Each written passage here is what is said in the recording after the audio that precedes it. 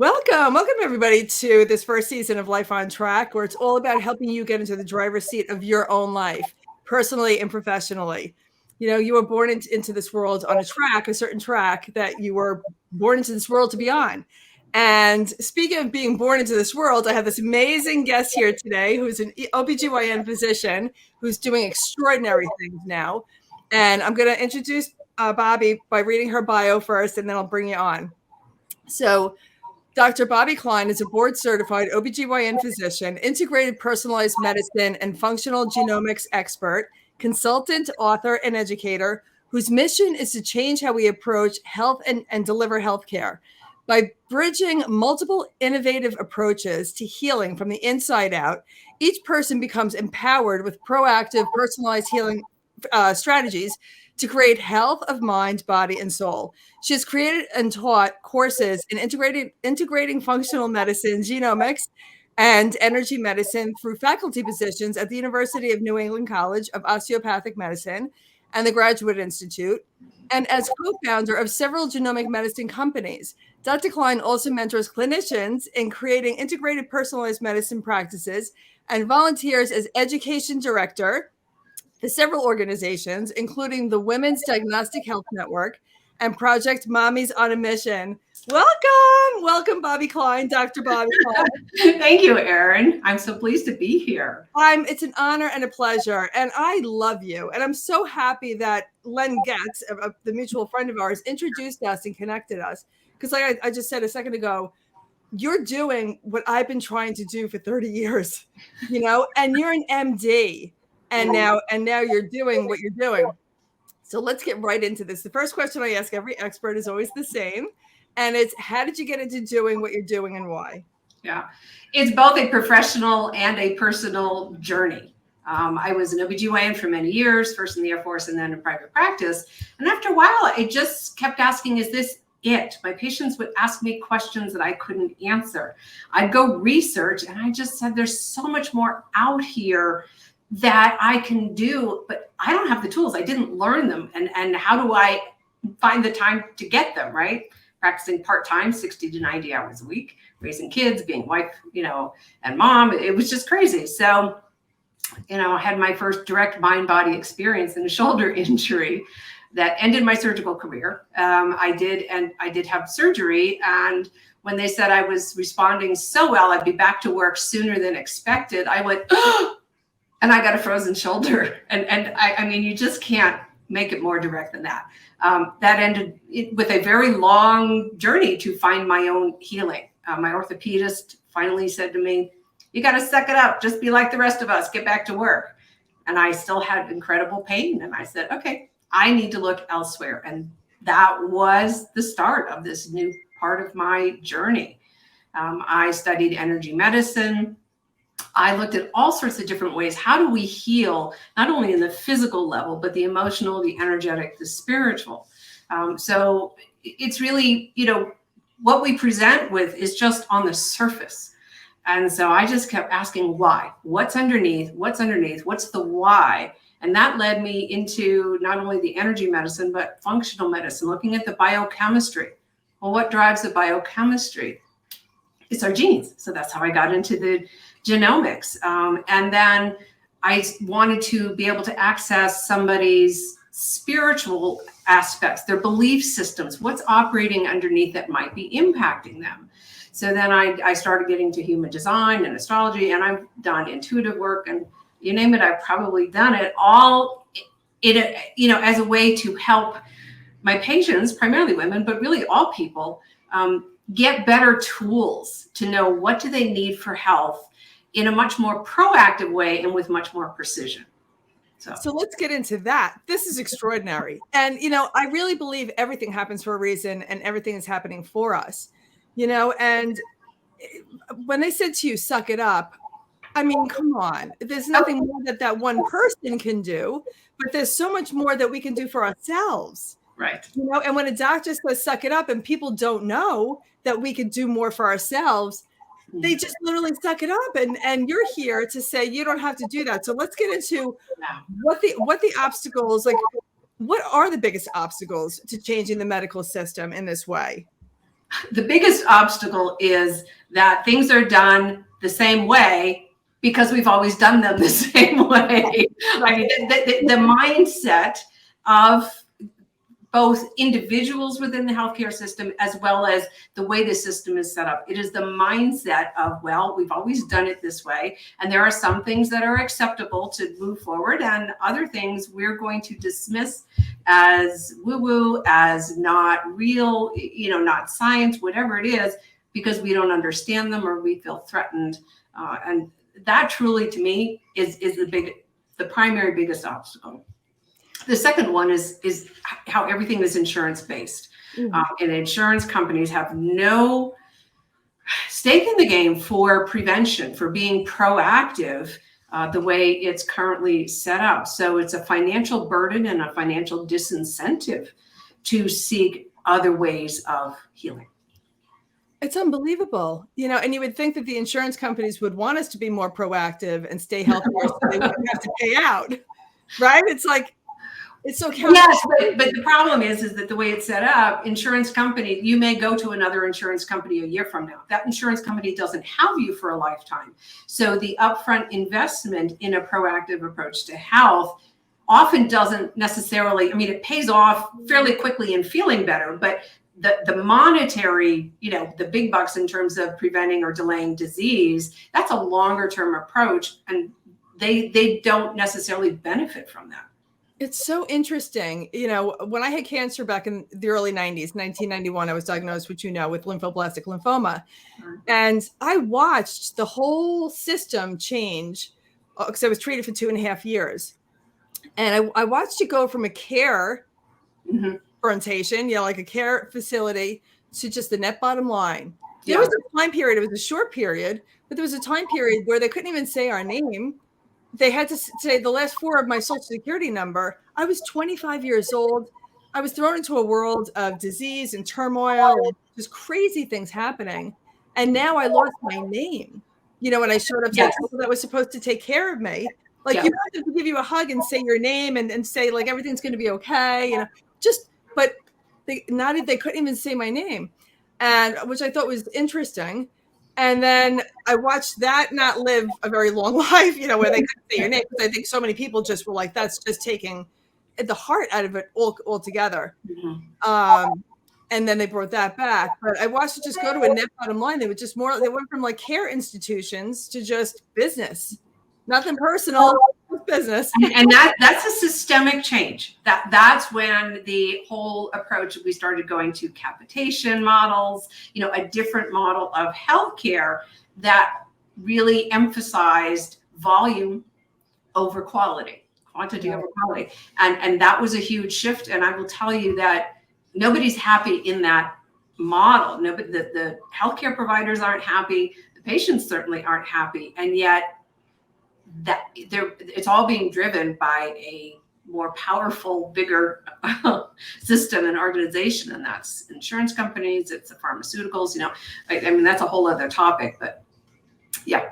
So from the medical point of view, from your perspective, what do you think we can do? Because I'm on board with you. I told you I want to partner with you, like strategic partner with you to help make this happen. But what can we do to get over those obstacles?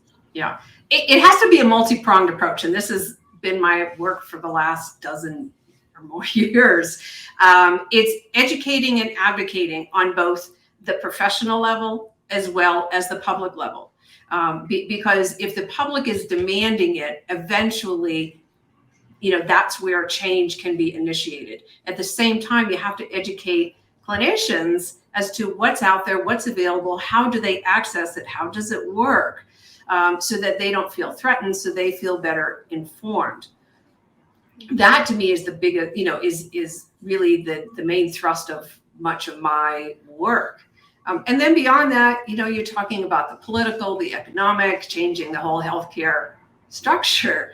And it's harder than it looks. When we created the Integrative and Functional Medicine Didactic Program for this family practice residency, when it launched in 2013, it was the only program in the country to have that as the outset. We were ecstatic. We got half of the lecture time for these residents. and they were so excited coming in. And yet by the time they got a year or two into the program, you know, they said, well, this is really interesting. It's really nice, but it doesn't help me pass my boards. It doesn't help me get my license. It doesn't help me in the requirements I need to be able to practice medicine. So that's going to get put on the back burner. Well, that's the root. That's what we have to get to. That is the root. And we just got to pull the weeds from, what we have to do is introduce into the exams that you need to take, to practice and everything else, all of what you and I talk about with meditation, visualization, mindset. If these, back in 1991, when I kept living, every time doctor said I was going to die, and I went on to have 3 kids that they swore would never happen because it was an egregious 2.5 years. The protocol was beyond my local hospital's legal limits. The doses I was getting of like adriamycin, Cytoxan, BCNU, L-asparaginase, like crazy chemos. And but I kept defying the odds because of what I did on the inside, my personal development work and meditating, which is so powerful, and visualizing, knowing where I wanted to be in 2.5 years, having a crystal clear vision. So if this was part of their education, because the doctors started having their patients call me at home. That's how I started coaching in the 90s, because they didn't know what I was doing. I tried to tell them, but they didn't understand it. So they had their patients call me at home. And that's how I started group coaching, because I'd be on the phone with the family. Like everybody had an extension at the time. But if we could just get into, like you said, the whole bigger picture of who's teaching it and what they need to know to pass the boards, to pass the exams. But this is all part of it. Mm-hmm. Oh my God, the face of the whole medical community would be up-leveled in such an amazing way. Patients would not be as terrified as they are, and insurance companies at the end of the day benefit. Yeah, at the end of the day, pharmaceutical companies don't, though. And that's another big driver, right? This is why nutrition, lifestyle, including, meditation, mind-body work, often isn't reimbursed by insurance companies, and is not, is really actively discouraged because you can't patent it, right? You can't, make it something that people can only buy from you. And so it's a lot of things within the system. And I think the other piece of it is nobody has to know how to do it all. Physicians and other healthcare providers, you don't have to know how to do all these things. But if you are aware, what you do is you create your network of other professionals, healers, people who provide additional services that complement what you do.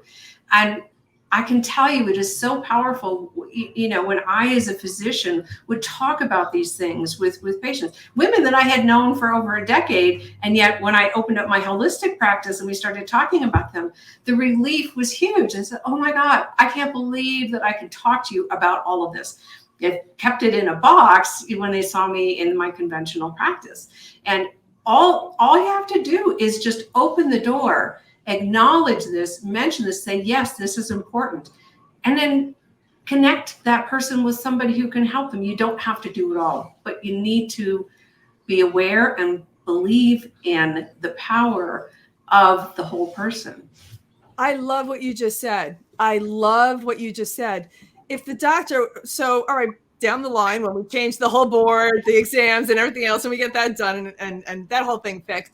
But for right now, if doctors could listen to you and like you said, be open to asking the person about, just how they're feeling, and just opening the door to what's going on besides the physical, speak to them about their spiritual, their emotional, and let them say whatever they need to say. And that's part of practicing medicine. It is. It's holistic. It's holistic. So how can we reach as many doctors as possible, like in a large room, at one time, to be able to educate them on this? Yeah. And the benefits for them of this. Yeah. I don't have an easy answer for this. I would say most of the physicians who are open to this and are doing this have already left conventional medicine in some way, shape, or form, usually because of a personal experience. And they say, oh, okay. And, these are the practitioners in functional and integrative medicine. These are the naturopaths. These are other health and healing professionals who have already seen the light, if you will, and said, I want a different path. To reach doctors in the conventional world, I have not found the magic bullet. I really haven't. They're very resistant to hearing this, and it's just trying different inroads. Always having a personal connection helps, and it's just repetition and trying to do this on multiple different levels. I think you and I definitely have to team up in all seriousness, because I'm the walking example of, I did it for myself, like it worked. I had cancer, I turned things around rapidly. Yes. To the point where they call me the miracle maker, like they're shocked. Yeah. And you're not alone. I mean, there are so many examples of you, doing these things, and they're not miracles. They're just, you're harnessing a different aspect. I mean, if you look at it, we're all energy. Everything is energy. Our DNA is energy. Our cells are energy. Our thoughts are energy. Our aura is energy. It's all energy. And so when you're able to shift that either through the foods you eat, either through the thoughts that you have, either through what you're doing with your relationships, all of that impacts your cellular biochemistry, which is, what the physical body reflects. And so to me, it's also intertwined, that only addressing one piece of that just leaves out so much. Yeah. And I really believe that you were led to medicine to find out that this is missing. Because you're an amazing woman and an amazing doctor. And then we're going to talk about DNA, DNA and human design, soul blueprint. Yeah. Tell us about that. So DNA and human design are two of the modalities that I have found to be most helpful. I use a lot, but I try to narrow it down, because otherwise it could be overwhelming. So DNA is the blueprint for our physical body, for our biochemistry, and everything that runs in our body. So you and I, everything that has to go on for you and I to have this conversation in the moment, all of that is run by our DNA and our biochemistry. Okay, all of our enzymes that digest our food, being able to sit upright or to speak or to think, to breathe, all of these things are controlled by DNA, which DNA codes for our genes. Right. And then our genes make proteins, which run all the biochemistry. Right? Sometimes you can have little tiny errors in those blueprints in that DNA, and they're called SNPs for short. The real long name is single nucleotide polymorphisms. All right, that's been my specialty, and we all have millions of them, so they are part of who we are. Yes, they're little mistakes or typos, but they also are just part of what makes us each unique. When you understand what your DNA tells you about what do you need for diet and lifestyle, what do you need for medication, I mean, we're using it all over the place in every aspect of health. It shortcuts a lot of guesswork, right? Who needs to be vegan? Who's not going to do well as a vegan? Maybe you need to be closer to paleo. Maybe you need something else. It looks at how do you respond to stress. Some people are much more prone to post-traumatic stress syndrome, to depression and anxiety, as a result of the interaction of their DNA and the environment that they put themselves in over their lifetime. So that is one aspect of the soul blueprint. Human design, to me, is a very concrete way of looking at somebody energetically. How do you energetically walk through the world? When we talk about energy, when we talk about auras, people go, oh, that's very abstract, that's very woo. I don't know, I can't put my finger on it. Human design is a fairly new way of looking at somebody. It's based on their birth information, and it combines multiple ancient modalities that have been around forever. And this is designed to be a new system to take us forward. So it combines astrology, the chakra system, the I Ching, the Kabbalah. And so it really brings together things in a new way. And through that, you can really help someone understand, how are you energetically designed to move in the world? Are you Are you designed to be a go-getter, just always running 100%? Or are you designed to actually sit back, be that queen bee, and just reflect for people, right? Very different ways of being, but if you're trying to be somebody you're not, it can be very destructive in many ways. Oh, absolutely. And when you're aligned with who you truly are, it just, you can't help but have the inner peace. Right. And I really believe that that's all anybody on the planet is looking for, is inner peace. They're saying, oh, I want more financials. I want better health. I want better relationships. When I really believe at the end of the day, they just want the inner peace. I love that. Absolutely agree with that. Yes. Yeah. So go ahead. And then you have genome. You can explain to us.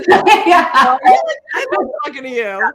So, there's a lot of terms in here. We've talked, functional genomics is where I specialize, which is really looking at what's the direct connection between our DNA and our health in a very practical, functional way, right?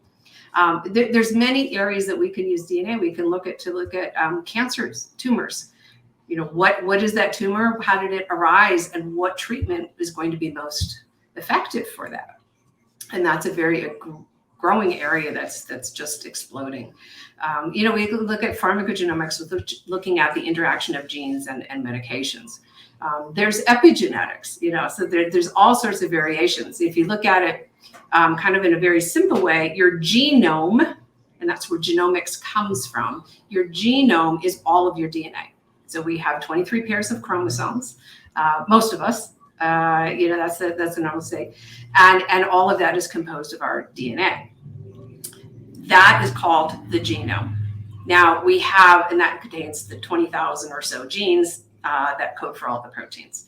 Now, epigenetics or epigenomics, technically, is a term that literally means above the genome.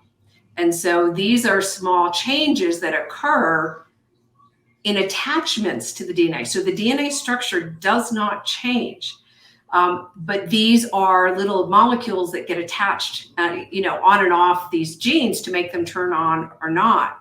And it's a very effective way in sort of the evolutionary design to respond very quickly to your environment. So we see this in trauma. People undergoing trauma, we will see changes in the epigenetics, and that can be transmitted down through multiple generations. You can also shift that, and that's part of the science that's occurring now. How to use diet, lifestyle interventions to actually shift that and not only impact yourself, but potentially, the future generations. We see that with starvation, with drought. We see this with environmental things. Also, that again, body has an amazing ability to adapt quickly. If you're in a famine, okay, you're going to adapt quickly so that you utilize your energy the most efficiently as possible. But when you're out of that environment, you go back into a normal environment, your genes may not have quite caught up. And so, you can put on a lot of weight because all of a sudden your body, has been programmed to deal with only a little bit of food. So it just, there's so many aspects to this, and it's fascinating. It's fascinating. It is. It's absolutely fascinating. I love that. I could talk about this all day, every day. And the energy clearing is so important. I got cancer after working on Wall Street, and, with the Series 763, the insurance license and power lunches, I was only in my early 20s. I was a kid trying to be because I was closing deals with people twice my age, and I felt like I had to show up and be so mature. It was just a lot of work and a lot of stress. Yeah. And, I consider the cancer at the time a blessing now, because it took me away from that. It introduced me, and I only knew about the outer world. I only knew about my Chanel bag. I only knew about, just everything was so superficial. I was so superficial, and I didn't know any better. I mean, I had faith, the Roman Catholic, the Irish Roman Catholic, I had faith, all girls Catholic school growing up, but not to the degree that I learned spirituality going through the cancer. It opens up a whole world, from on the inside. And it's something that I just want the whole world to know. That's why I spend my life, my life's purpose is pouring love into this world so that they can understand, what I did and how I turn things around. And you're doing energetic. My point is energetically with I have an energy clearer. Mm-hmm. Yep. It's not a physical thing. There was one time I had eczema, around my hairline. And I was like, what is this? And for a year, the dermatologist was giving me treatments, and I love my dermatologist, but the creams weren't working. Yeah. And from one of my clients, he's in Idaho, he introduced me to an energy clearer that he said she could do it over the phone. And he was like night and day, when I spoke to him after the energy clearer. And so I called her. The eczema was gone the next day. Yeah. The next day. It's powerful. It's powerful. It is so powerful. And what most people don't understand is that there are some simple tools, that people can use on a regular basis to keep their energy clear, to clear these beliefs that don't belong anymore, to clean their chakras. I mean, there's some very simple things. And can you give us 3? Just 3 to start, so people can themselves. What I do every day is I do a grounding and a clearing. So I connect to the energy of Mother Earth. That is our core energy that we all come from, that we attach to, and it's a transmutation, if you will. So anything you send down that grounded cord into Mother Earth will get transmuted into some other form of energy, because energy is never destroyed, right? Right.